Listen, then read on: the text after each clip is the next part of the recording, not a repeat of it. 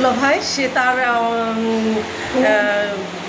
সারা জীবনের পারিশ্রমিক দিয়ে সে আমার বড় বোনের জন্য এমন একটা হাউস সে তৈরি করছে, তাকে ধন্যবাদ না দিলে আমার জন্য আমি মনে করি যে তাকে ছোট করা হবে।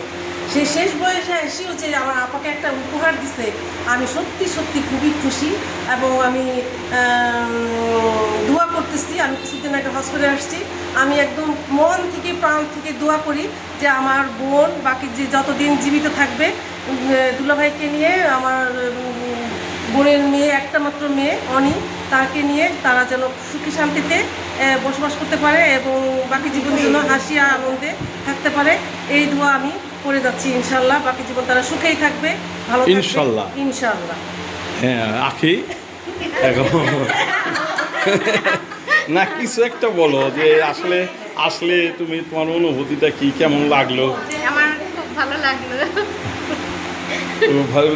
টেলিফোন করে সাইনকে বলবা অবশ্যই যে না দুলাভাই যেটা কষ্ট করে করছে সেটা ভালো নাকি?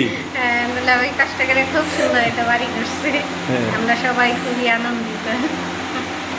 হ্যাঁ জারি, তোমার সাথে আমার প্রথম পরিচয়, অনেক বছর এখানে পরে আসলাম এই জায়গায়। জি জি, মানে আমার অনুভূতি আমি কি বলবো, মানে ভাষায় প্রকাশ করা যায় না যে এত ভালো মনে করি। তুমি মাঝে মাঝে আসবে আমাদের এখানে, টাইম ইনশাআল্লাহ চেষ্টা করবো, বন্ধু বান্ধব নিয়ে আসবে, ফোন দিয়ে আসবে, সমস্যা নেই। ইনশাআল্লাহ চেষ্টা করবো। অনেক ভালো ভালো অনেক সুন্দর বাড়ি হয়েছে, তো মন থেকে দোয়া করি যে পছন্দ হয়েছে তো তোমার? হ্যাঁ পছন্দ হয়েছে। রাইট, এক্সিলেন্ট, আলহামদুলিল্লাহ। এই আমার বক্তব্য। আচ্ছা, ওই পালালো কোথায়?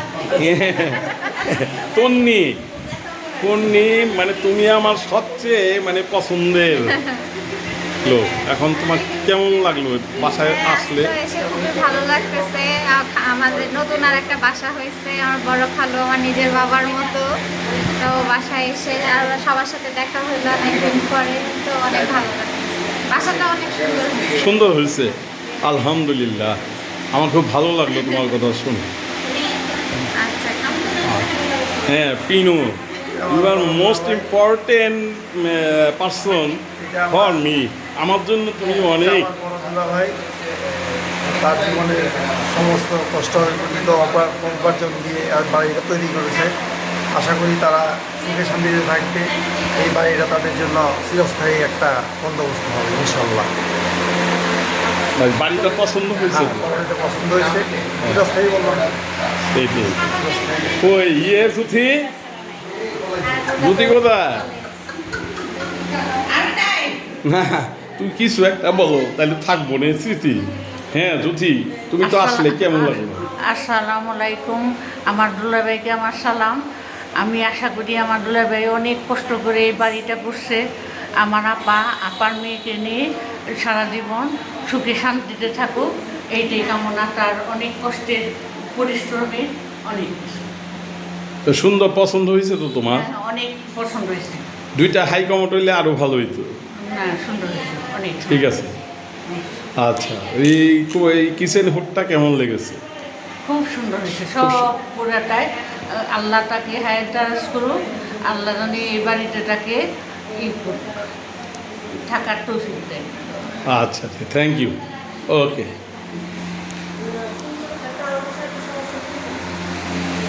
আমি তো বিশ্বাস করেছিলাম আমি এই বাড়ি শেষ করে মরে যেতে পারবো না। বিশ্বাস করো আর নাই করো, আমার কোনো বিশ্বাসই ছিল না। প্রতি মুহূর্তে আমার শরীর অত্যন্ত খারাপ লাগতো। আমি বাড়িতে গিয়ে বলতাম, কিন্তু আমি জানি কেউ কর্ণপাত করবে না, সুতরাং আমি আমার নিজের যে যোগব্যায়ামগুলি সেগুলি আমি বাসায় গিয়ে করতাম। মানে গোসল টোসল করে মানে অনেকক্ষণ ধরে গোসল করতাম। গোসল করলে মানে প্রেশারটা নেমে যায়, তখন আমি আস্তে আস্তে আস্তে আস্তে স্বাভাবিক। তারপরে টিভি দেখতে দেখতে, খেলা দেখতে দেখতে ঘুমিয়ে পড়তাম।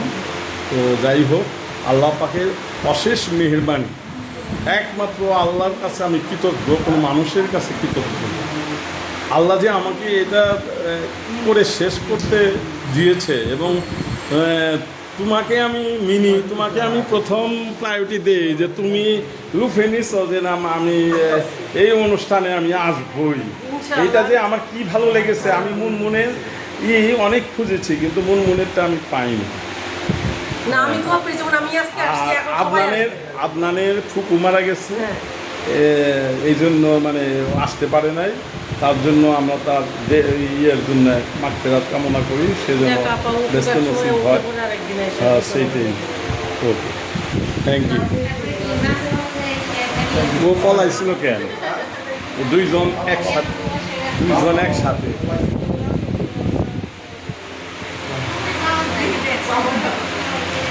না, তোমার বোন তো কারোর সাথে মানে ই করে না, তাইলে হ্যাঁ, পা ব্যথা,